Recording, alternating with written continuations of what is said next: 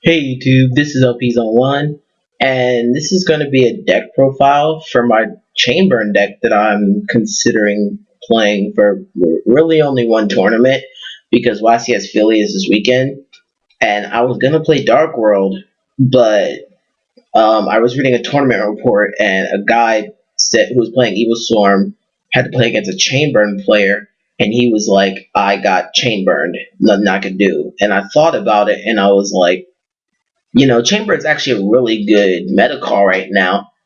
It practically auto wins game one against dragons. It practically auto wins game one against mermaids, and um, it only has a really bad matchup against Bujin game one because they do main decree, and infernities are always hard. But aside from that, it just tears through most decks. And then if I win game one, that gives me 2 games to draw my outs to Royal Decree if they put it in. If they don't have it, then they probably lost anyway. So I found that I thought Chamber would be really solid, and through playtesting, it's shown itself to be absolutely busted right now. Um, Not to mention, Dex plays Soul Charge, and if you Soul Charge against a Chamber player, you're just asking to lose. I had multiple players Soul Strike, Soul Charge for 4,000, and yeah, I'm sure you know where that went. So let's just get right into the deck list. Plays 3 Max C. I always play 3 Max C in my Chamber decks now. It's that extra bit of draw power. It can deter your opponent. And if they don't stop going off, I can draw into a stall card and just destroy them on the following turn. In addition to that, it feeds chain links. You can use Max C and pitch it off to feed accumulated and chain strikes. So it's really good. I always will play 3.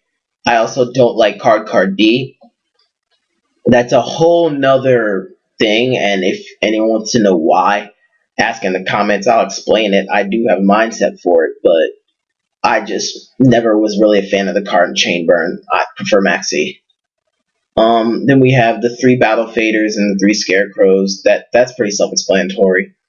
And 1 Ghost Trick Jack Frost. If you don't know what this guy does, when my opponent tries to attack me directly, I can change their monster to face down defense position, then put this guy, summon this guy face down defense position on my field. I wanted a card that if my opponent's turn, if I didn't have like a Scarecrow or a Fader or something, or Wabaku, I could simply start playing draw cards like Reckless Greed and Accumulated, and even Maxi to try to draw into my stall. This is an extra card I can draw. It gives me 7 cards out my deck that I can draw that'll keep me alive. So I felt that Jack Frost was really good. Um, I did consider putting in a second one in place of one of the next card in the deck, but I felt like 1 Jack Frost was good enough. He'll probably just stay the 1.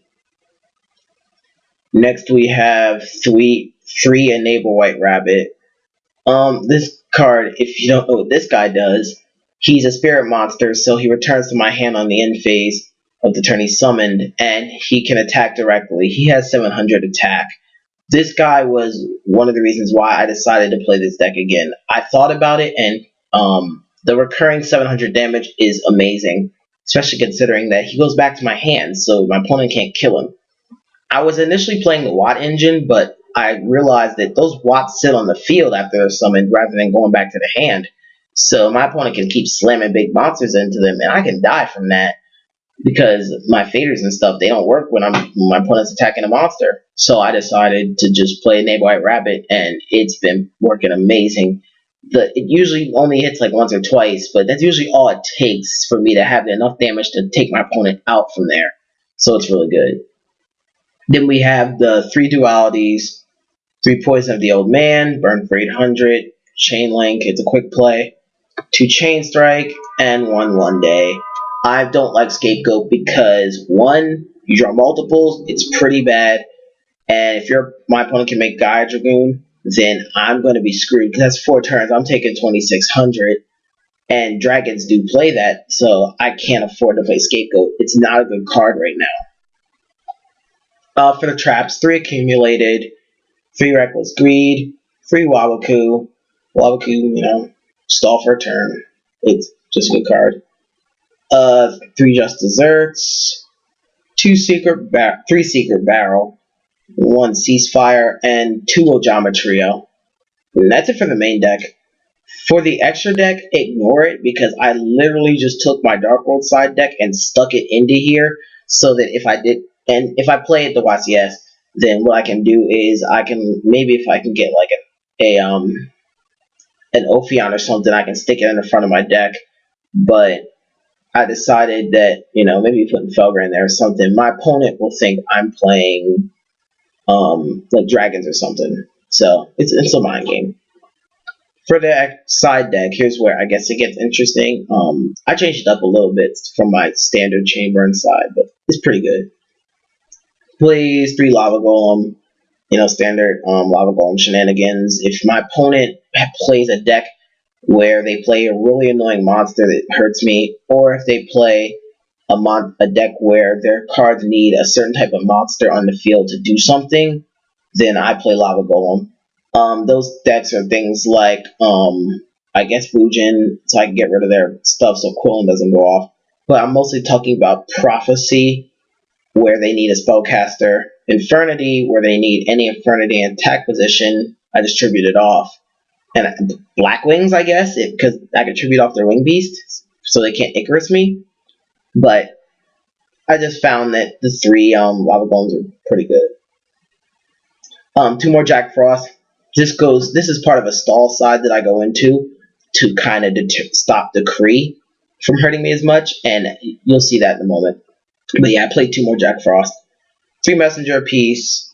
Again, this is just, a little extra stall power. Gives my opponent something that they really have to waste an MST on, or a Raigeki Breaker or Phoenix Wing in order to actually do something to me. It's just something that really to annoy them, and they can MST my face downs, but I'm not going to have that many. And if they do start MSTing them, then they're leaving this on field, so it's pretty good.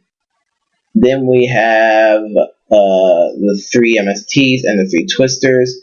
This is my side to stop Decree because that is the only real card that is like shuts the deck down to make it so I can't play Yu-Gi-Oh! Even though I'm not really playing it already, I'm using Chamber. But yeah, it's to stop that, to stop Decree.